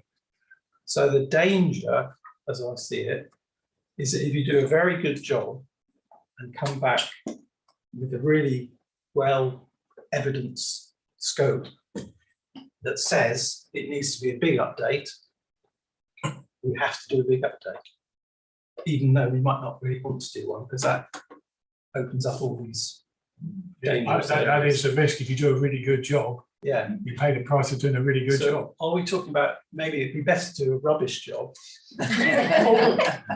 I certainly, as this meeting's been recorded, I'm sure it'll be to the normal professional standards that we. Sorry, I didn't mean a rubbish job. I meant not quite such a good. But given that the budget is tight, do we have to do all of the things? This- So we don't have to spend all 800. Don't have to spend all It's not 800. necessary. No. Councillor Francesca, I know you. Oh, yeah, no, thank you. I think our officers work really hard and produce good reports, but on this occasion, I think you overcooked it and gave us too much information because it doesn't relate to what we're being actually asked to adhere to, which is updating the review that we're looking at in front of us. And I have complete sympathy with what Councillor Fairbairn was saying, because if you look at it from the point of the in-depthness of it, then all sorts of alarm bells start to ring, because you're thinking, and I'm so pleased to hear it mentioned about taking out some of the stuff in there that does actually commit us to a partial or full review, because they weren't necessary. So I think on the whole, officers do a great job, but on this occasion, we were just asked to review it, and I think we have a statutory obligation to do that. And I think it's Mackley who said, and very rightly so, we are to consider the review, but the content comes later, and that's what we should be remembering. So obviously I would support recommendation 1 on that basis. The recommendation I have a slight problem with, because I think the 850k is a huge amount of money that, it really needs to be wisely spent. And as we say, if the increase in what Councillor Monroe was talking about gets wiped out straight away, it's almost not effective. It says on recommendation 3 about a budgetary provision is to be made to enable, you know, I would like to know a sum that's connected to that provision. That's sort of really coming back to the point I started with. There is a budgetary provision, but I'm not sure that it aligns to doing the minimum evidence gathering till we know what the new framework's going to look like, which is why I was asking for working backwards. We want to make sure we don't lose any opportunities, but we don't spend money unnecessarily too quickly if the goalposts are going to move. And that's not going to be an easy task, but I think we have to acknowledge the issue. Absolutely. So I think that recommendation That's fine. Yeah, we could can do that. be There is. readdressed to make clear the point that Councillor Keegan's making. Okay, I you've think we those. got that as the Yeah. first. So that, you know, the overall scrutiny have got a real role in monitoring how money's being spent and is it appropriate and all of that. So absolutely. And again, just come back to the point stage, you've got to look at that recommendation the way that one of our residents would look at it. So they might look at it with a completely different set of figures that we are. So I think it just needs to be tightened up exactly as suggested. So thank you, Chairman. And again, what we'll do, I'll come to you next in a second. So because we've added quite a few recommendations now up to number 6 and some rewording. I don't know if you've got them all written out that you could read them out, or we'll send them out to everybody That's was tomorrow. my proposal is to send them out. Because what we've got to make sure is, you know, as a committee, that we're 100% happy with the wording, because this is such a nebulous subject. We've got to make sure that we're sure what we're agreeing. Thank you, Chair. Can I just clarify that in order to get these recommendations into executive, the deadline is Friday. So we will need to turn this around very quickly. Okay, so if we can get them out tomorrow, and you've got till Thursday to agree them. I mean, in a nutshell, we're going to add a little caveat to recommendation 3 regarding being able to monitor the spend should the goalposts change. Recommendation 4 is that the updates to ONS need to come back to ONS on the spend and the alignment within the budget. Recommendation 5 is that they need to come back to ONS with the recommendations from the review before the decision is made by full council to allow comment on the scope and update. It's to allow this committee to have input into the scope. Yes. Yeah. And recommendation 6 is asking for the predisposition of a full review to be taken out of the report. And one other, sorry, Kim, there was a recommendation about having clarity of process after this decision is made, so that the governance journey. Okay, put that one down as a 7 then. Okay, I think I saw David's hand up, or did I not? Well, if we're going to the recommendation. I don't know if there's any other comments before we go to the recommendation. Please, mate, and then I'll go to Councillor Dixon. I haven't forgotten it. Well, I've got a comment on recommendation 1. Yeah. Which says at the end of the first sentence, the council resolves that LPP 1 requires updating. That seems to me too strong. There is exactly that predisposition for a full update is how I read it. So I would like to put in a sub-para or something, requires updating to a greater or lesser extent. It's not that important, but it's worthwhile spending 15 seconds on it. I absolutely agree. We'll have those wording. Second, I'm happy with recommendation 2 in the light of the other recommendations. I'm not happy about recommendation 3 that we immediately make budget provision, because that again assumes that there's predisposition actually spending a lot of money. So I would take recommendation 3 out. It's up to the executive and full council to put it back again.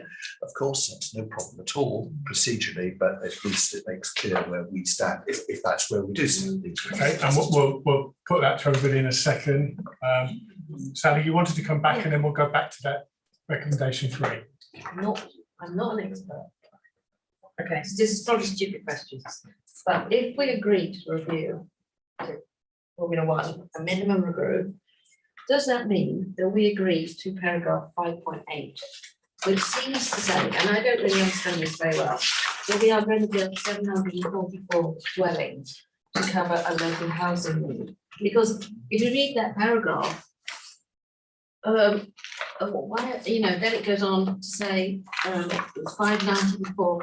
I actually don't understand that paragraph or why it's gone up.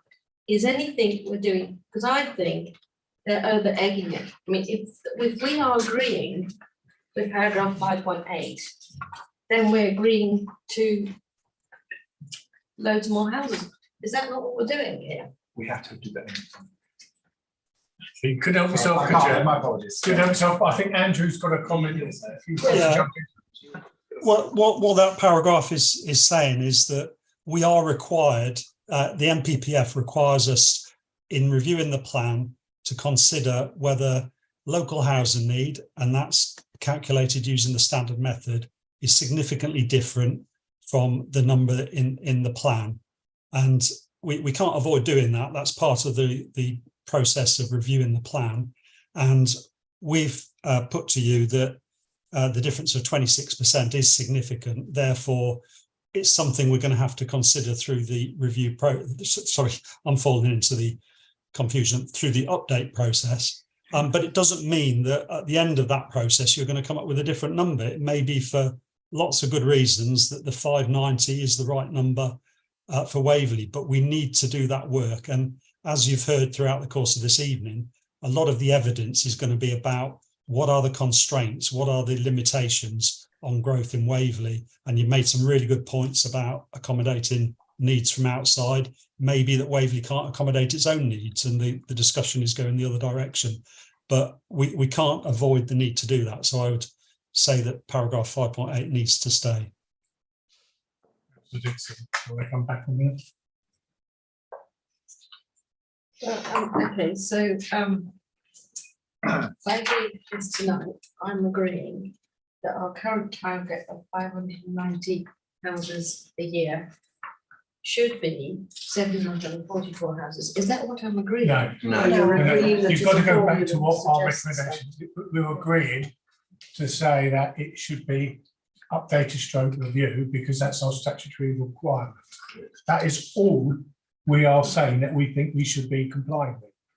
The actual details, numbers, changes in policies, that is not down to us. Yeah. That is other work will be scoped out, which we've now asked to come back here, Yes. just so we can keep a view. We're not agreeing to figures. We're not agreeing to which policies change or whatever. We are saying that to comply with the 5-year requirement to review the policy, actually it should be reviewed stroke updated. And that's it really, our role. We're not here to talk about numbers, policies, anything like that. That will be the executive, but that will then go to the council. That is a council decision. We don't make decisions. So no, we're not agreeing that. We're just recommending, well, we're now up to about number 7. It's just recommendations, which the executive may or may not wish to listen. That's their prerogative. Or full council may agree or disagree with that. We are not making decisions. Does that help? I think so. I'm just worried that, you know, we'll come back in 3 months' time and I say, where does 744 come from? And they'll say, oh, we made a decision 3 months ago. No, we don't make decisions. Always remember that. We can always point the finger elsewhere. That's reality. We're not the decision makers. Norway. It'll be the council. It'll be the executive and council, then council. It's the government. It's the government, that's it. Councillor Darcy, please. Yeah, I just wondered if we could clarify that. It says here that on page 67 that a local planning authority can review specific policies on an individual basis. So I just wonder whether it's worth spelling out that we're actually reviewing policies within the local plan rather than the local plan as a whole. Because in essence, that's what we're doing, isn't it? We're doing it partially. I was gonna say, I don't think we've reached that. Well, we don't want to review the whole plan. No, but then that will be the role of the council after this meeting. We won't, you know. Well, that's in not our- the review, it says that. but we're not the ones who make the decision on what's the. Yeah, but what I was We're just just saying saying, it should be reviewed. if we spelt out the fact that if, for example, whether it says the council resolves that policies within LPP1 require updating rather than LPP1 requires updating. I know it's semantics, but to me. Quite happy if we could, Abby, I don't know if you want to. I'm not sure that we're in a position to agree or reach that point yet. I think, as I said earlier, we need to carry out the evidence. Okay, well, you can say process. may require updating, I think on that. because that's section, what we're you have to saying, take- isn't it?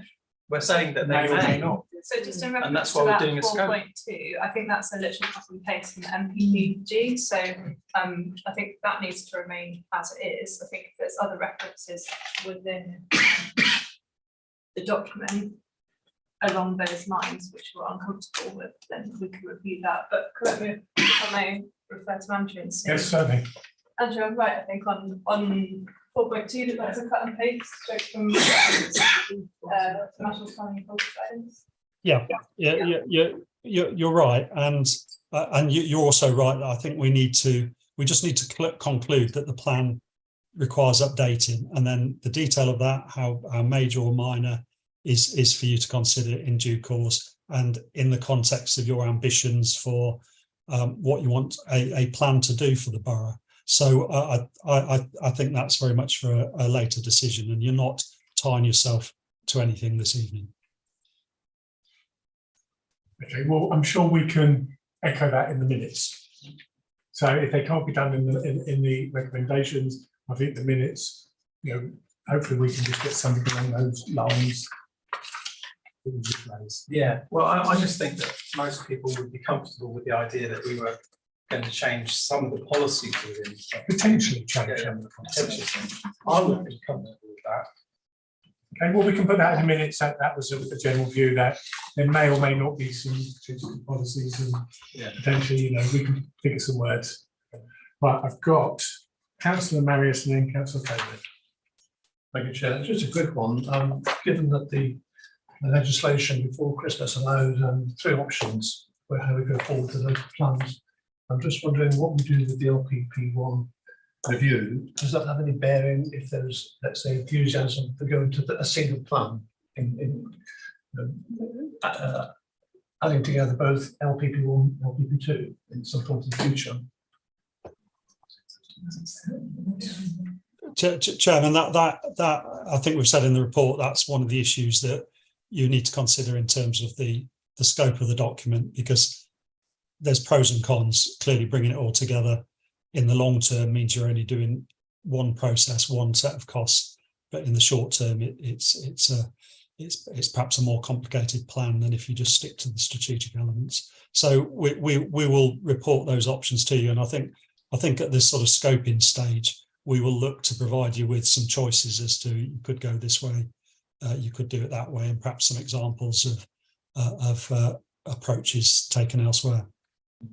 And I think the question really is that this is completely independent of that going forward, with just focusing on LPP1 and not taking any account of any future moves towards a single plan.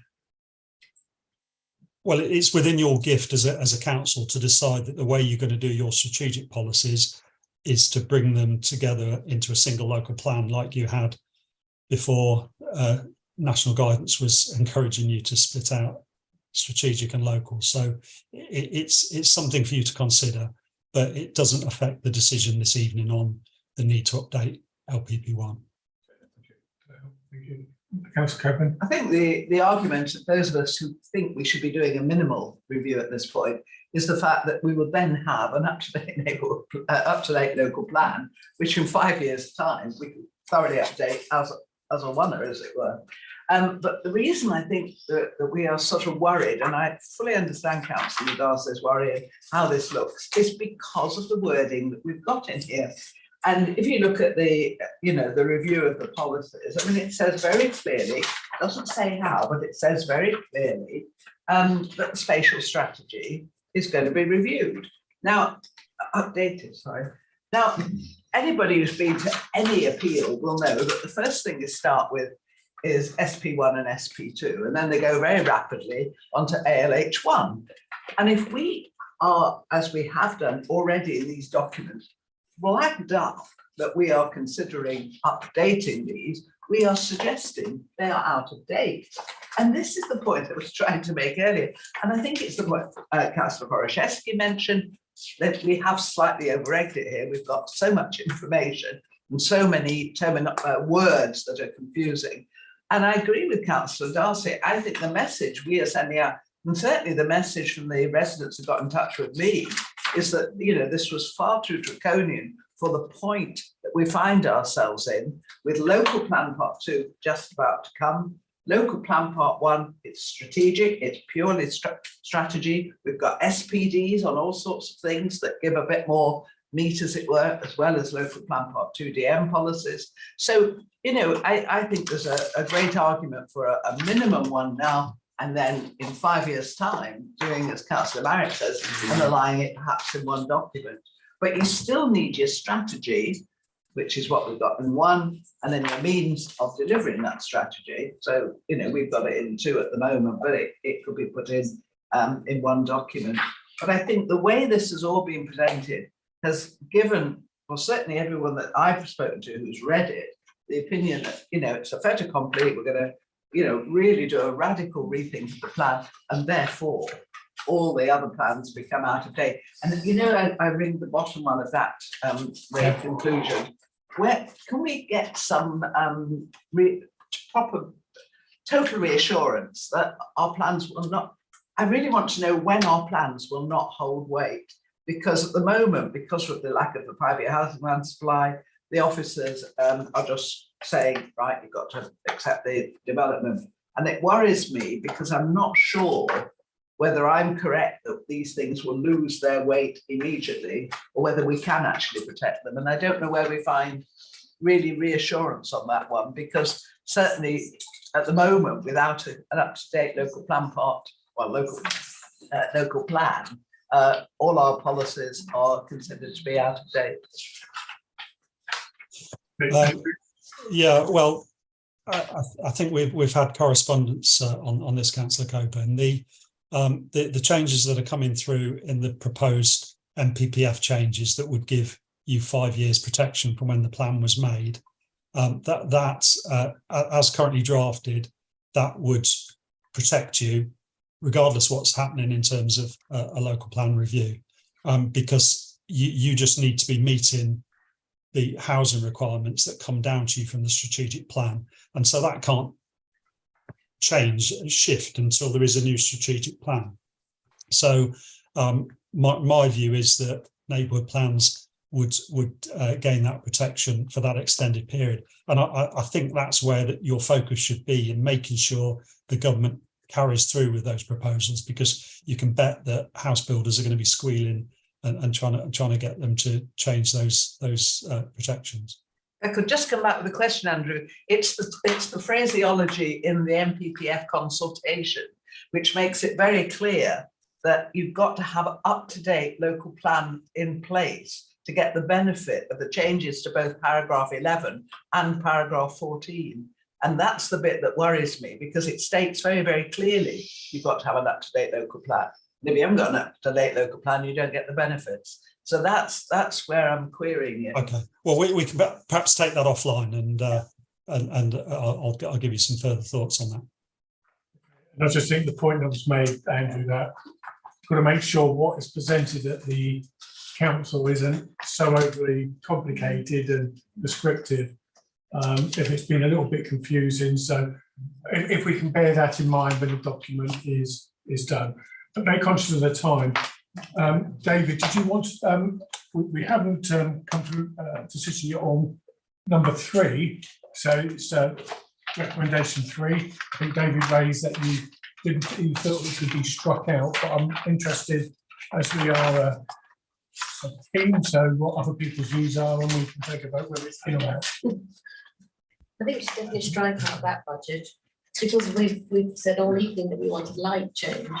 And if you put in a budget debate on 50,000. Yeah. Can I take the absolute opposite view? The wording is, I think, quite sufficient, because it's to enable technical work on an updated evidence base to commence. this year. And I think to not even commence getting the evidence is a dereliction of duty. So I'd absolutely not support striking out. Maybe you could add in for the work then to come back to this. Yeah, This all committee to of the consider rest of the budgetary things issues. we've talked about. I but think that's there has probably the to way. be a budget. Okay, any other views, either contrary or supportive of David? Just, you know, because we've got now two opposing. I agree. Yeah, Okay. everything has a cost. Okay. Sorry, David, we will keep that one in, but well, we'll take it to vote. yeah. So David obviously wants it to be removed. So those in favour of the recommendation 3 coming out. Can we take the recommendations one by one? Okay, I thought we had agreed the others. Okay.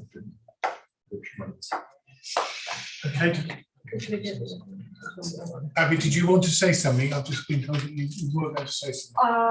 I was just going to pick up on a couple of things. The first one was to do with what you were about to kind of vote on and agree, which is around the wording on point 1 of the recommendation. So around the council resolving that LWP1 requires updating. I don't think, from kind of the way that it was written by officers and inference there around whether that's a full or partial update, I think it's an update. And then the other points that I just want to touch on is around a reference to the spatial strategy. So in 5.6, I think again that's kind of a copy and paste, the reference to the spatial distribution of growth, which so and then just to draw attention to 5.10, which clearly states that a change to the annual housing requirement would not necessarily mean that the current spatial strategy is no longer appropriate to meet development needs. So I think hopefully that kind of provides or picks up certainly on the points that Councillor Coburn was making in terms of where an update may leave us in that regard. Can I just go back, because it wasn't in that section that I was actually Okay. looking.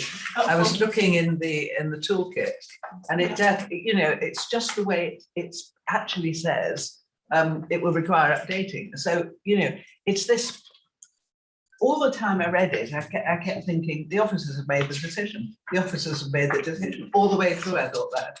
And when I came to the, you know, the use of the past toolkit, you know, again, it actually states that it will need updating. I mean, it just says that.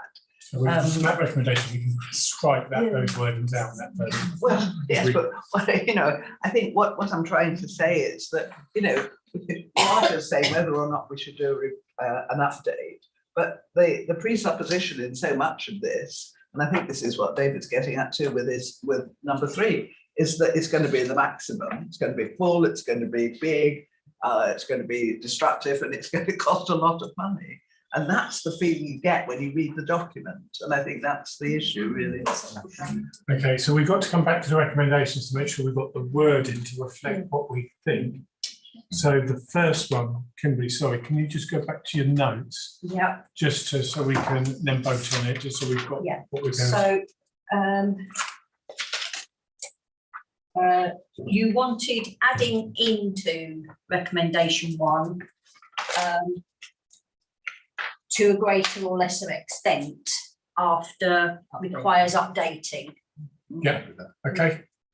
So with that change of wording, I know I've seen that some people, but actually this committee have to make the recommendations. Those in favour of that? Those against? I think it should stay as it is. Okay, we do. And you think it should say, is it Martin or? Yeah, there's no difference between the two wordings. No, it's semantics, but the majority of people voted for the change in the wording, so we have to do it on the majority. So we recommend the first one with the change. Second one, Kimberly? Is there any changes? No, don't think so. I don't think we had any changes on recommending. Okay. Those who are supportive? Agreed, yeah. Okay, so we recommend that one. Third one, which was the budgetary one. Those who are supportive? Keeping it. Yes. Yeah. Those against? Okay, so we'll note that. Then number 4, Right. This is where we're going to get to This is where all we've of our got new to ones. get the right wording. So recommendation 4 was around getting updates to ONS on the spend and alignment with the budget. Or recommending that there is clear alignment from table to the budget. Yeah. I don't think that needed to come back to ONS, but it's a piece of work that Just needs so, to be so done rather than coming back to ONS, it's just that there is a clear alignment. Yes. for the next Yes. stage, and then the next recommendation is when it comes back to I'm us. quite happy as long as at some stage there is oversight of it. Yeah. Okay, the recommendations, they do that, but it doesn't Yeah. necessarily come back to us. Yeah. Okay, everybody happy with that as a recommendation? Okay, so Okay, and then 5 was for the officers to come back to the ONS with recommendations from the review before any decision is made by full council to allow comment on the scope. That's the wrong. That's slightly wrong way around. It's like, so Okay. it's so that the scope, once officers have prepared a scope, it's come back here, so that you've got input into it. Yes, Into the the scope scope. of the update is. Yes, Yeah. the scope of the update. So the review update. okay, so that revised wording that's Louise has come up, are we supportive of that one? Everyone agrees? Okay, so that's up 5. And then the next one's the removal of, 0.2. Yes. Or any Right, sorry. Unless it's, yeah. Unless it's from the engineer. Unless it's from the Okay, is everybody agreed on that one? Yeah. Okay, so that's number 6. And 7 is clarity on the governance journey. I think we'd all agree that we want clarity on that, and yep, is everybody agree with that? Okay, so we've added quite a few. Can I just clarify, that's the governor's journey on the update? Yes. Yeah, it's the governor's journey on the reviews. It's already. Well, that's quite unusual to sort of double mark recommendations, but I think we feel happy that it's a bit more clear. Okay, now we're a couple of minutes past 9, so my proposal is that we finish the meeting, because if we get into the next topic, we're going to be another 20 minutes. So are people happy with that decision? Chairman, I've indicated to speak on this item. Is it not possible to speak on this because I have a right under the Constitution to do so? Jeremy, what we'll do is we'll defer it to the next meeting, and we'll deal with it then. But as we're not going to have a full debate because we've passed the time that we've agreed, we'll defer it to the next meeting, but it will be on the agenda. That's not good enough in respect of air quality issues that are coming up. Well, but that's a decision of the committee, but we will defer, and if you've got questions or any points, please raise them independently. That would be really I would like to, and unless you wish to be in breach of the Constitution, Chairman. talking to the people outside the meeting who have responsibility. You do say we need to be compliant, but if you don't mean it, thanks. No, that's fine. Bravo, Okay, thank you very much.